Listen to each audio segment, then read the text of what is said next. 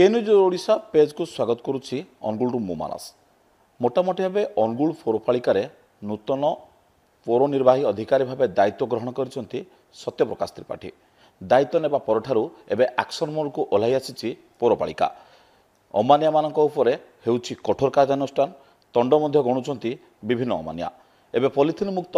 आमरी संकल्प को आरंभ करिछि पौरपालिका एवं विशेषकर पेपर कप ठार आरंभ करी पॉलिथिन किभଳି भाबे अनुगुल सहररु संपूर्ण भाबे हटिबो से नै नुआ रणनीति आपणैछंती नूतन भाव दायित्व ग्रहण करथिबा निर्वाही अधिकारी आम सहित अधिक आलोचना करबा अनुगुल निर्वाही अधिकारी अछंती सत्यप्रकाश त्रिपाठी आगे आपन आम कार्यक्रम को स्वागत केमती देखुचंती अनुगुल माटीर पुओ एई पौरपालिकार दायित्व नेले आसु आसु नुआ नुआ पदक्षेप ग्रहण करूचंती कोन मोटिव रखिचंती मु अनुगुल बाबत सब बाबद मु जानी अच्छी आगु भी जगार मु काम करी ये सब कम पूर्वर भी पूर्वर स्टेशन भी मु काम करी तेणुक नुआ नुआ जिनस जहाँ जहाँ आवश्यकता अच्छी अति सहजरे केमती काम करहब सेटा निहाती पक्षे मोर प्रत्येक दिन मुझे इम्प्लीमेंटेशन करने को चेष्टा करुच्ची आउ सहर में सका उठला बेलू लोकों पाखे जमी अलिया अवर्जना से न देखु से भी मु चेष्टा करुच्ची आउ किसी दिन मध्य भी आम नुआ नुआ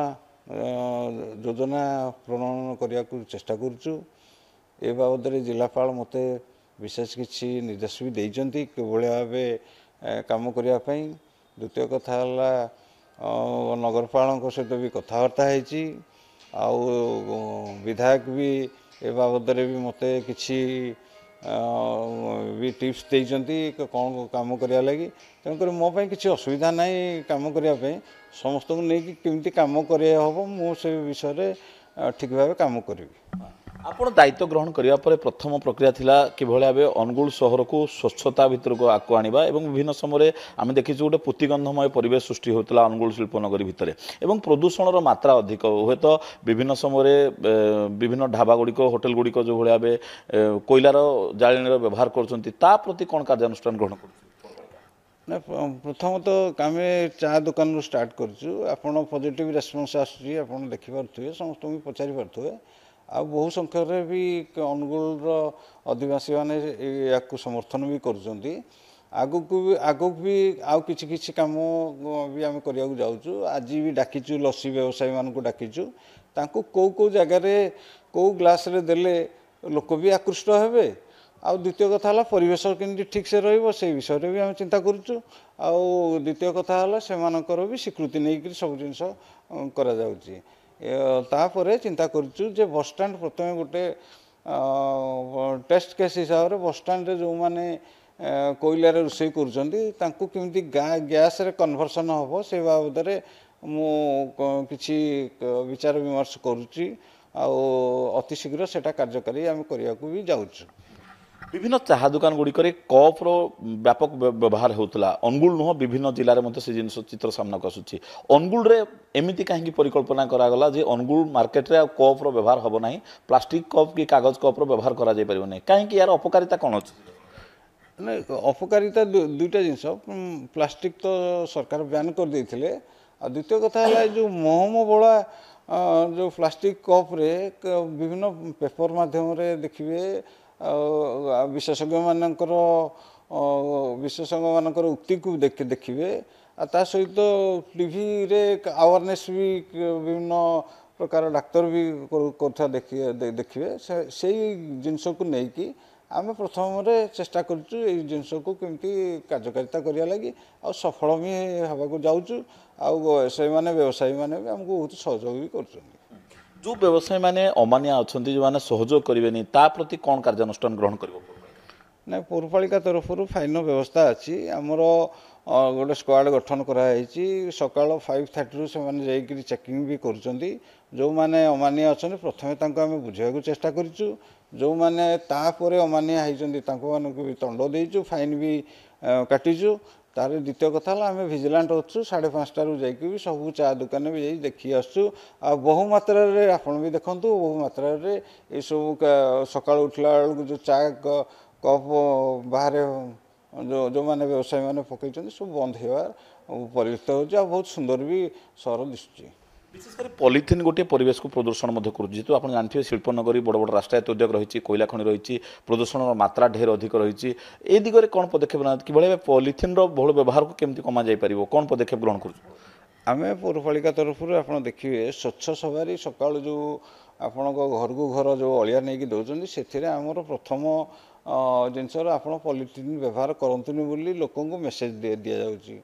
ଆପଣ ଦେଖିବେ ସେଥିରେ ସମ୍ପୂର୍ଣ୍ଣ ସ୍ପଷ୍ଟ ଭାବେ କୁହାଯାଉଛି ଯେ ଆପଣ ପଲିଥିନ୍ ବ୍ୟବହାର କରନ୍ତୁ ନାହିଁ। ଦ୍ୱିତୀୟ କଥା ହେଲା ଆମର କର୍ମଚାରୀମାନେ ଯେଉଁମାନେ ଅଛନ୍ତି ସମସ୍ତେ ଏବେ ସଜାଗ ହୋଇଯାଇଛନ୍ତି। ସବୁ ଦୋକାନ ବି ଯାଇକରି ଆମେ ଚଢ଼ଉ କରିକି ତାଙ୍କମାନଙ୍କଠୁ ଆଣୁଛୁ ପଲିଥିନ୍ ଆଣୁଛୁ ତାଙ୍କମାନଙ୍କଠୁ ଏବେ ଫାଇନ୍ ବି ବ୍ୟବସ୍ଥା କରିଛୁ। ତେଣୁକରି ସେଥିପ୍ରତି ପୌରପାଳିକା ପୁରା ସମ୍ପୂର୍ଣ୍ଣ ସଜାଗ ଅଛି। ଧୀରେ ଧୀରେ ଏସବୁ ଜିନିଷ ଗୁଡ଼ାକ ଆମେ ସଲ୍ଭ କରିବାକୁ ଯାଉଛୁ। ଅନୁଗୁଳ ସହରରେ ଗୋଟେ ମୋଟାମୋଟି ଭାବେ ଗୋଟେ ବଡ଼ କ୍ୟାନ୍ସର କହିଲେ ଅତ୍ୟୁକ୍ତି ହେବ ନାହିଁ ପାର୍କିଂ ସିଷ୍ଟମଟା ଯେହେତୁ ପାର୍କିଂ ସିଷ୍ଟମ ଠିକ୍ ନଥିବା ଫଳରେ ଲୋକେ ବହୁ ପ୍ରକାର ଅସୁବିଧାର ସମ୍ମୁଖୀନ ହେଉଛନ୍ତି। ସାଧାରଣ ଲୋକଟିଏ ମଧ୍ୟ ବହୁ ପ୍ରକାର ଅସୁବିଧାର ସମ୍ମୁଖୀନ ହେଉଛି ଦୁର୍ଘଟଣାର ମଧ୍ୟ ସମ୍ମୁଖୀନ ହେଉଛି କାରଣ ଯେହେତୁ 55 ନମ୍ବର ଜାତୀୟ ରାଜପଥ ଆଡଜସେଣ୍ଟ ହେଇକି ଯାଉଛି ଏ ଦିଗରେ କ'ଣ ପଦକ୍ଷେପ ଗ୍ରହଣ କରାଯିବ? ପୌରପାଳିକାରେ ଏଇ ବିଗତ ମିଟିଂରେ ଏକ ଚର୍ଚ୍ଚା ହେଇଛି ଯେ ନୂତନ ପରିବା ମାର୍କେଟ ତିଆରି ହେବ। ସେଥିରେ ବିଧାୟକ ଆଉ ନଗରପାଳଙ୍କର ଦୁଇ ଜଣଙ୍କର ସମ୍ମତିକ୍ରମେ ସେଇଟା ଗୋଟେ ବଡ଼ ହେବାକୁ ଯାଉଛି। ତାର ଯୋଜନା ଗୋଟେ ଏଜେନ୍ସି ନେବାକୁ ଯାଉଛି। ଆଗକୁ ଆପଣ ଦେଖିବେ ଯେ ଗୋଟେ ତାର ଆଗରେ ସାମ୍ନାରେ ଯେଉଁ ସ୍ପେସ୍ ରହିଲା ସେଠି ଆପଣ ଦୁଇ ସ୍ତରୀୟ କେମିତି ଲୋକ ଯାଇକରି ପାର୍କିଂ କରିବେ ଆଉ ପାର୍କିଂଟାର ଫିସ୍ଟା କେମିତି କମ୍ ହେବ ସେଥିପ୍ରତି ପୌରପାଳିକା ଦୃଷ୍ଟି ଦେବ। ଆଉ ଦ୍ୱିତୀୟ କଥା ହେଲା ଗୋଟେ ଯୋଜନା ଭିତ୍ତିକ ଗୋଟେ ଏଜେନ୍ସିକୁ ଆଣିକି ଆମେ କାର୍ଯ୍ୟ କରିବାକୁ ଯାଉଛୁ। ସହର ମଝିରେ ମାଛ ମାର୍କେଟ ଗୋଟେ ପୁତିଗନ୍ଧମୟ ପରିବେଶ ସୃଷ୍ଟି ହେଉଛି ଯେହେତୁ ଅନ୍ୟ ସମୟରେ ମଧ୍ୟ ବହୁ ପ୍ରକାର ଆଲୋଚନା ପର୍ଯ୍ୟାଲୋଚନା ହେଇଛି ନ୍ୟାସନାଲ ଗ୍ରୀନ୍ ଟ୍ରିବ୍ୟୁନାଲକୁ ମଧ୍ୟ କେସ୍ ଯାଇ ପହଞ୍ଚିଛି ଏ ଦିଗରେ କ'ଣ ପଦକ୍ଷେପ ଗ୍ରହଣ କରାଯିବ? ନା ମାଛ ମାର୍କେଟ ବାବଦରେ ବି ଏଇ ବିଗତ କାଉନସିଲରେ ବି ଚର୍ଚ୍ଚା ହେଇଛି। ତା ଲାଗି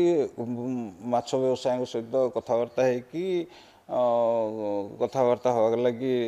ବିଧାୟକ ବି କହିଛନ୍ତି। ନଗରପାଳ ବି ତାଙ୍କ ସହିତ ବି କଥାବାର୍ତ୍ତା ବି ଏ ବାବଦରେ ବି ହେଇଛନ୍ତି। କଥାବାର୍ତ୍ତା ହେଇସାରିଲା ପରେ ମୁଁ ବି ତାଙ୍କ ସହିତ ଯାଇକରି କଥାବାର୍ତ୍ତା ହେବି। ମ୍ୟୁନିସିପାଲିଟି ଭିତରେ କେଉଁ ଜାଗାଟା ତାଙ୍କ ପାଇଁ ସବୁଠୁ ଫିଟ୍ ହେବ ସେଇ ଜାଗାକୁ ଆମେ ଚେଷ୍ଟା କରୁଛୁ ସେଇ ଜାଗାରେ ତାଙ୍କୁ ବସାଇବା ଲାଗି। ଆଉ ଉନ୍ନତ ମାନର ଏକ ମାଛ ମାର୍କେଟ କରିବାକୁ ସମସ୍ତ ସର୍ବସମ୍ମତିକ୍ରମେ ପ୍ରସ୍ତାବ ବି ଦେଇଛନ୍ତି। ଆଗକୁ ନିଶ୍ଚିତ ହେବା ଲାଗି ଯାଉଛି ଆପଣ ଦେଖନ୍ତୁ। ମୁକ୍ତା ଯୋଜନା ମାଧ୍ୟମରେ କୋଟି କୋଟି ଟଙ୍କା ଖର୍ଚ୍ଚ କରାଗଲା ଭେଣ୍ଡିଂ ଜୋନ୍ ନିର୍ମାଣ କରାଗଲା କିଛି ଭେଣ୍ଡିଂ ଜୋନ୍ ବଣ୍ଟା ହେଲା ଆଉ କିଛି ରହିଗଲା ଏହାର କ'ଣ ରହିଛି କାରଣ ପୌରପାଳିକା ସେ ଦିଗରେ ଆଗକୁ କ'ଣ ପଦକ୍ଷେପ ଗ୍ରହଣ କରିବ? ମୁଁ ତ ଆସିବାର 1 ମାସ ହେଇଗଲାଣି। ମୁଁ ସକାଳୁ ଯାଇକି ସବୁ ଜିନିଷ ଦେଖୁଛି ଲୋକମାନଙ୍କର କଥା ବି ଯାଇକରି କଲେକ୍ଟିଭ କଥା ବି ନେଉଛି। ଆଉ ଦ୍ୱିତୀୟ କଥା ହେଲା ଏ ବାବଦରେ ଏକ ବିଶେଷଜ୍ଞକୁ ମୁଁ ଡାକିବାକୁ ଯାଇକି ଏସବୁ ଜିନିଷ ଅତି ନିକଟରେ ସଲ୍ଭ କରିବାକୁ ଯାଉଛି। କ'ଣ ହେଇପାରିବ ତାକୁ ମୁଁ ଦେଖୁଛି ଦେଖିକିରି ସଲ୍ଭ କରିବି। ପୌରପାଳିକାକୁ ସୌନ୍ଦର୍ଯ୍ୟକରଣ ଦିଗରେ ସତ୍ୟପ୍ରକାଶ ତ୍ରିପାଠୀଙ୍କର କ'ଣ ରହିବ ଆଗାମୀ କାର୍ଯ୍ୟକ୍ରମ ଏବଂ ଭୂମିକା? ଆଗାମୀ କାର୍ଯ୍ୟକ୍ରମ ଯେକୌଣସି ଜିନିଷ ହେବ ଯୋଜନା ଭିତ୍ତିକ ହେବ ନିୟମ ଭିତ୍ତିକ ହେବ ଲୋକମାନଙ୍କର ସହଯୋଗ ଦରକାର। ଆଗକୁ ଯାହା ସହଯୋଗ ମୋତେ ଯେତେ ଅଧିକା ସହଯୋଗ ଦେବେ ସେତେ ଅଧିକା କାମ ହେବ। ନିଶ୍ଚିତ ପକ୍ଷେ ଆମ ସହିତ ଅଧିକ ଆଲୋଚନା କରୁଥିଲେ ଅନୁଗୁଳର ନବ ଭାବେ ଆସିଥିବା ଦାୟିତ୍ୱ ନେଇଥିବା ନିର୍ବାହୀ ଅଧିକାରୀ ସତ୍ୟପ୍ରକାଶ ତ୍ରିପାଠୀ। ଗୋଟିଏ କଥା ହେଲା ଅନୁଗୁଳ ସହରକୁ କିଭଳି ଭାବେ ସୌନ୍ଦର୍ଯ୍ୟକରଣ କରାଯାଇପାରିବ ବିଭିନ୍ନ ପ୍ରକାର ସମସ୍ୟାକୁ କିଭଳି ଭାବେ ତାର ମୂଳୋତ୍ପାଟନ କରାଯାଇପାରିବ ଏବଂ ସୁସ୍ଥ ପରିବେଶ ଗଠନ ଦିଗରେ ଅନୁଗୁଳ ଏକ ପ୍ରକାର ଉଦାହରଣ ସୃଷ୍ଟି ହେବ ତାହା ଆଗାମୀ ସମୟ ସ୍ପଷ୍ଟ କରିବ। ଅନୁଗୁଳ ଭିଡ଼ିଓ ସୁବ୍ରଜିତ ସ୍ୱାଇଁଙ୍କ ସହ ମାନସ ଚନ୍ଦ୍ର ମିଶ୍ରଙ୍କ ରିପୋର୍ଟ କେନ୍ଦୁଝର।